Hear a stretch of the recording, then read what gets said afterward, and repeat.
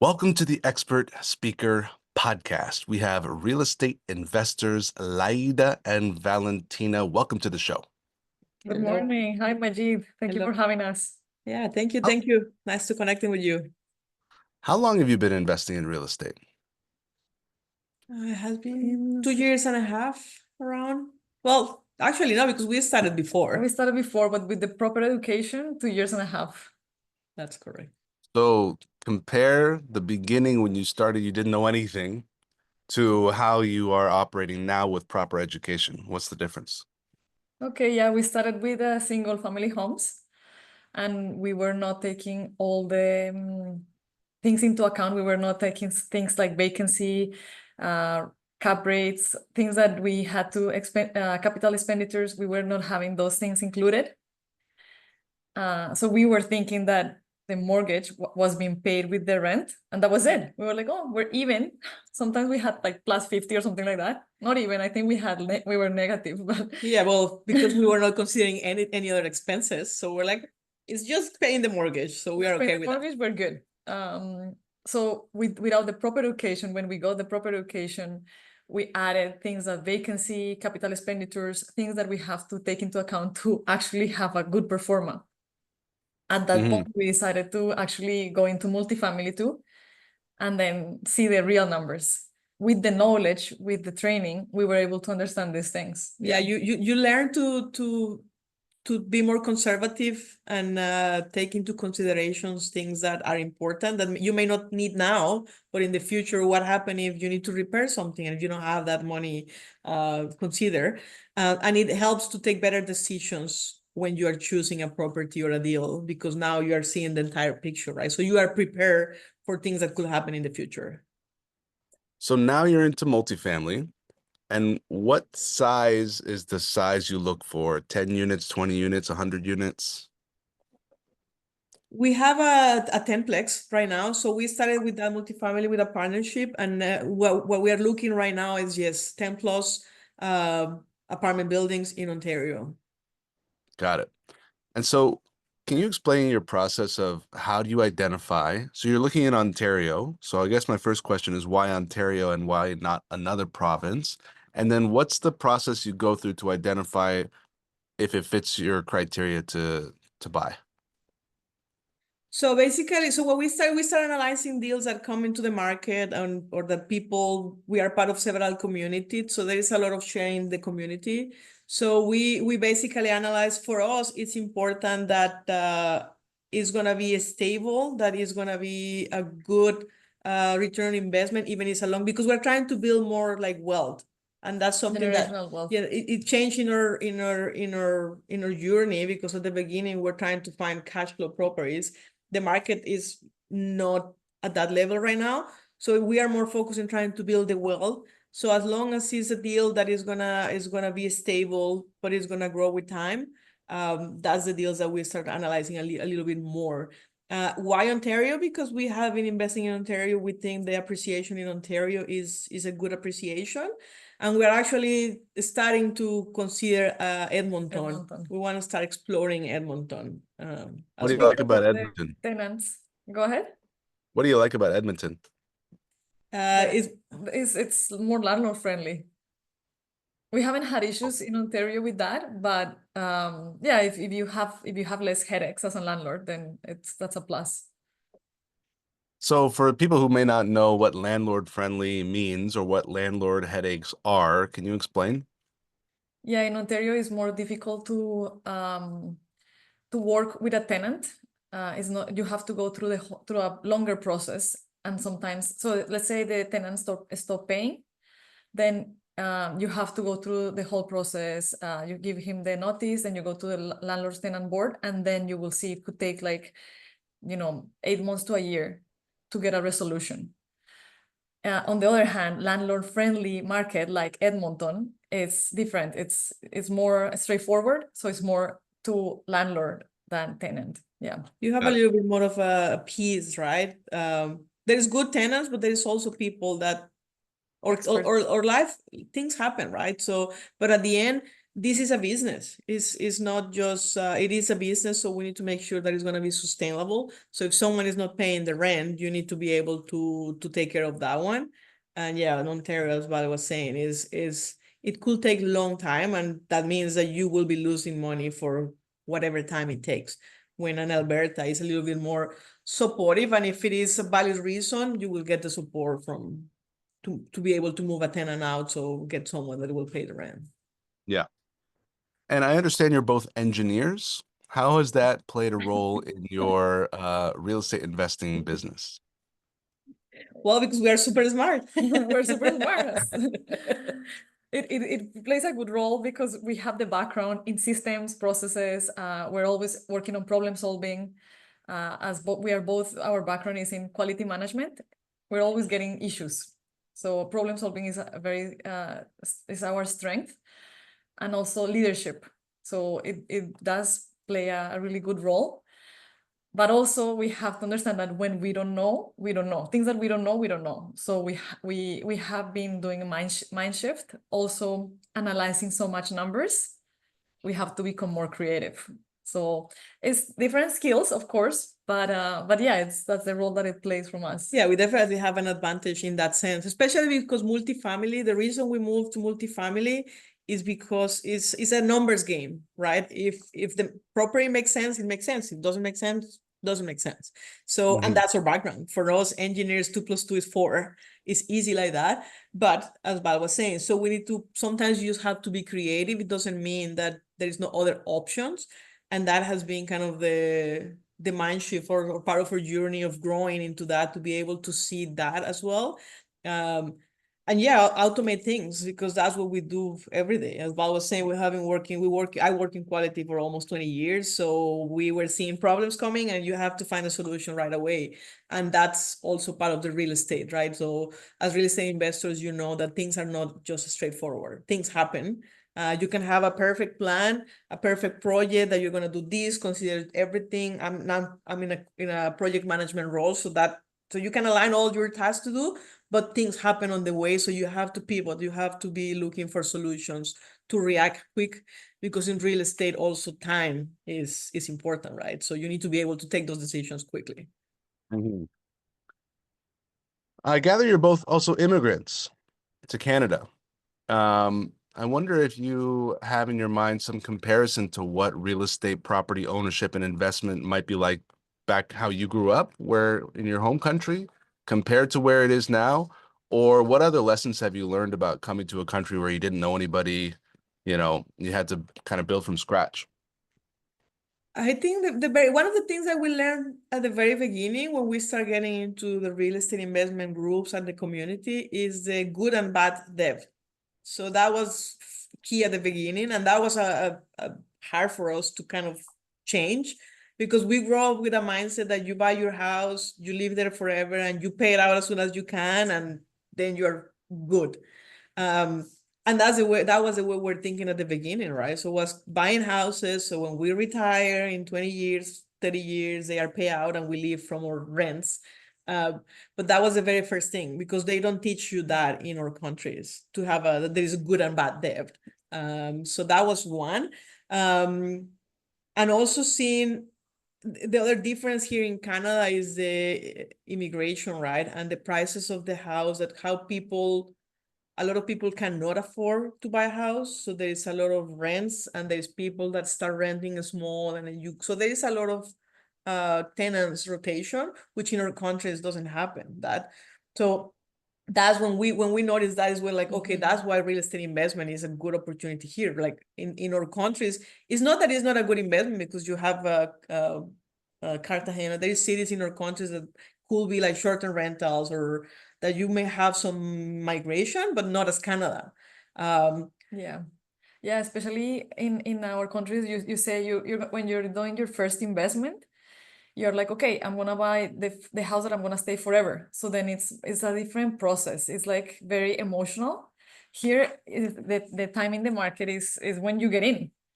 And then you can start growing from there. In Colombia, for example, is okay, you buy your house and that's where you're gonna live, as you were saying. So then it's very hard to start. It's not like that investment mindset. We have looked at our countries back, as like I was saying, more like lifestyle, more like short-term rentals. We look at some places before, but yeah, it's good. It's good investment. It's just different, and the laws are different. We have to look at, talk to lawyers, talk to accountants. There are other things, that regulations that are different. So yeah, it's interesting how each country has its own beauty, and Canada has very very good points, appreciation, and yeah. Mm-hmm. So as I understand it, you will find a multifamily investment property that fits your criteria, that looks like it's going to be cash flowing, good investment, and then you'll go to cash investors to put some money into the deal, and you'll kind of split the ownership and split the profit. Can you explain how it would work for an investor to work with you? Yeah, so basically, because that's how we started, right? So just a little bit of story about that. That was also a mind shift that we had to do at the very beginning when we got into partnerships, because in our countries it's like, oh, you need to trust the people, so you cannot trust just one person. So at the beginning we were like, oh no, we can do it ourselves. But we learned that when you partner with other people, you leverage expertise, you leverage time and knowledge, so you can grow faster. So that was a very big point in our journey in the real estate investment, changing that mindset, that saying, okay, well, as long as we align with values, as long as we are looking for the same goals, we can partner and we will grow faster because we can do more things together. So because of that is why now we're looking into getting into those deals. And if there's people that doesn't have the experience or doesn't have the time, or they don't have all the knowledge, so that's the people that we're more than willing to talk, so we can see if it aligns. At the end, it is important that the same goal that we're looking is the same goal for the other person, right? If someone is saying, oh, I just want to get cash and get out of the deal in a year, is not what really we're looking. So we're looking more like a long-term building wealth. So yes, and we can find out what the people is needing. If it's aligned with us, we can definitely work out in something. So let's say you find your next 10plex and I want to come in as an investment partner. Um, what would be the terms? I would put in money, and when would I expect to see a return? Well, it will depend the deal, right? Yeah. Yeah. Can you give me like a average idea? So, for example, talking about the deal that we did, so that one, that was a full renovation, for example. So that was a completely full retrofit. So from beginning to end, it took around a year and a half. And now we're in the process of refinancing with CMHC. So now we're looking into 5 more years so we can see and appreciate the value more of the deal and be able to get money back. But the difference as well is when you get into equity and I was gonna say that, yeah. So in this deal, for example, is we're equity partners. So we have the property in a holding company, and then below all the investors have the shares, depending on how much you invest. So it is different as get out. We are part of the deal. It's not like you're gonna get out and then you don't have a property. We will be part of the deal for 5 years, and then in 5 years we'll decide if we are gonna keep holding it, or maybe someone wants to get out, or yeah, you want to move on. So that's how this one is structured with equity. Yeah, because when you go into a private lending, it is more like we can say, okay, you just want to do a private lending, we can go for like a year, 2 years, 3 years, and that set the terms and saying, okay, I'm going to give you your money back. When you are at equity, there is so many other factors that can play. For example, ours got extended a little bit because of a lot of things that happen in real estate, in the CMHC rules, in the interest rates that we have last year. So that it has slowed down a little bit, like an extra year. But for us, because we are equity, so we own the deal, we are okay with that. So that's also very important to understand from the other person. And you can do both ways. It doesn't matter. If someone comes and say, I really like your deal, it makes sense with me, I'm okay with 3 years, which could be the minimum. Let's say we say, okay, it's going to be a renovation plus a stabilization, let's say 3-5 years. But it will also depend what the person is looking, because if we find a deal that, you know what, is we're only looking for equity, and someone comes, oh, I need to make sure I'm going to get my money in 3 years, we cannot guarantee that.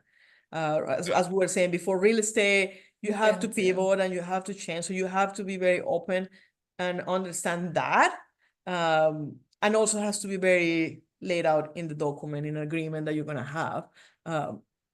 But it depends if you're looking for private lending or if you're looking to have an ownership in an apartment building. Yeah.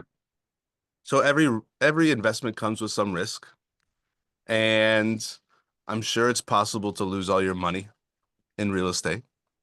What are some of the things you're doing in your deals to protect the investor or protect the deal from losing money? So for us, in our case, we look at the market cycle, where we are in the market. Also, we run the numbers very conservative. So, and we have a performer that has everything included, and we run the numbers very conservative. And also the money that is in the deal is in the deal. So it stays in the deal. And then the leverage, don't start being so growing your leverage on other deals that is not holding that.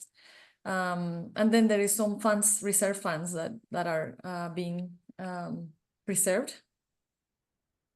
Yeah, we try to go above the interest rate, and we saw it, right? After COVID, unfortunately, a lot of people got hit because, oh, the interest is 3%, and you run your numbers with 3%, and then in less than a year, the interest is 7%, 8%. So you try to run those numbers very conservative, and there is no rule. Whatever is conservative for us, we try to go 2-3 points above, and also property management, for example. A lot of people at the beginning, that was like what we're saying, oh, but we take care of the property, so why I need to consider it?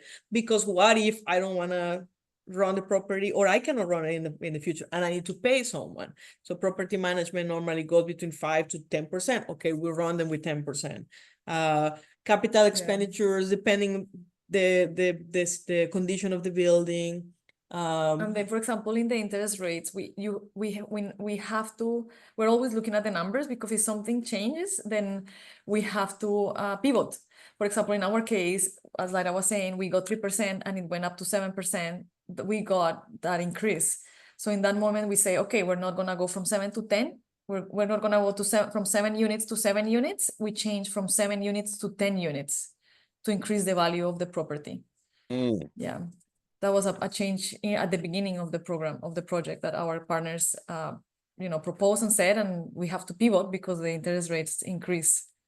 So that created more higher value. So for people who are interested in getting in on one of your next deals, what should they do?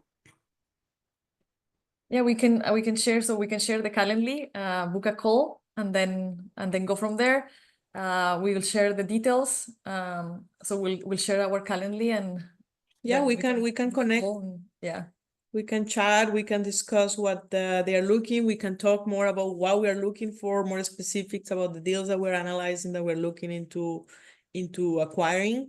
And also understand, again, as we're saying, what are the long-term goals of the people that is interested, because that's very important, right? You don't want to have there is always an example that's, oh, I want to invest, but I need the money in a year because my son is getting married.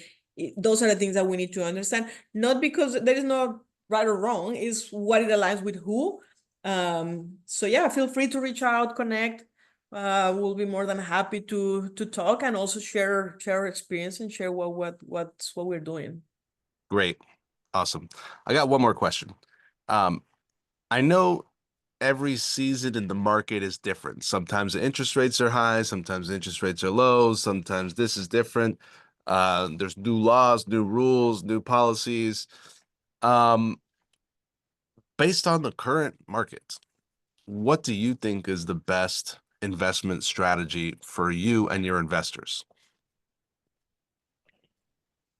I think it's right now we are looking for deals. We're always looking for deals right now. We're looking for deals because it's a buyer's market.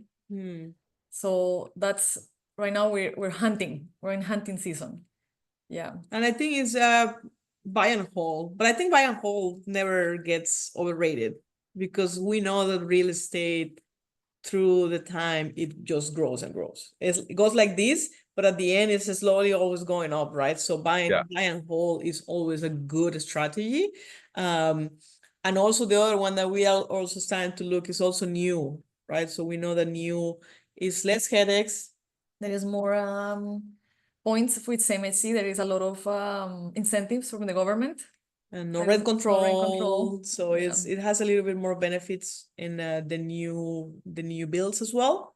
But yeah, that's our strategy. Buy and hold really is And when you buy new, is it like before they even break ground, or they're already building, but they're just gonna sell it once it's done? At what point do you buy? When I'm assuming the word new means nobody's ever owned it before. But at what point do you actually commit to buying? Is it when it's still vacant land or when it's like almost done? Right now we're focusing on all done, completed. Okay. Yeah. Yeah, but new you can go since Land. building yourself. You can buy from developers that is already been in construction or shovel ready, or you can buy. We're actually looking into a deal with another partner. So we are actually joining another deal, and it was built a couple of years ago. That's also considered new. 2022, yeah. No rent control, great location. Yeah. So when you say you're joining the deal, does that mean that you're investing in it or you're Yes, becoming like that one we're investing on it. okay, Yeah. gotcha. Good. Congratulations. Lots of activity, lots of progress. And for two smart engineers, there's also so much opportunity to be creative in your work. So, well done. Congratulations. And I'm sure your investors are very lucky to work with you. Thank Any you. final thoughts you want to share with our listeners? Yeah, don't let the limiting beliefs hold you back, as we were thinking that we could do it alone. When we started, partnerships are the way to go. You just have to analyze the values and the goals, and we're here to connect and grow together. Don't be Beautiful. scared to ask. Yeah. Ask questions, ask a lot of questions. If you don't understand Good something, questions, yeah. just ask. It's better to ask and be clear what you're getting into. Make sure that everything is documented clearly.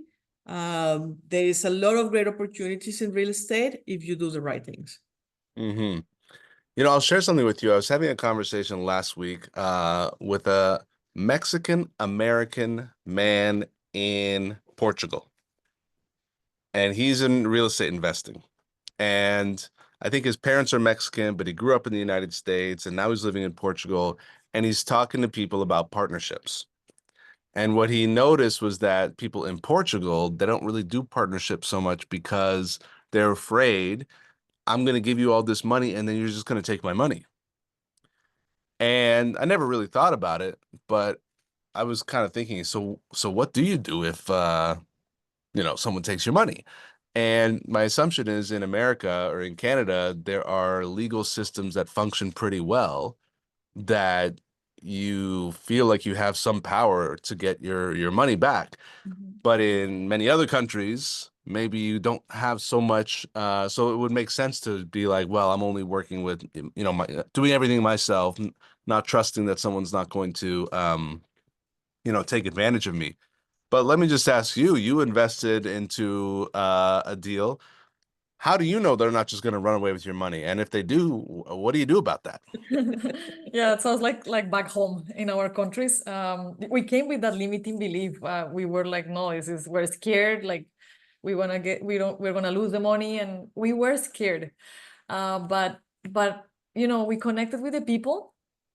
We opened our mind and said, you know what? There is good people out there.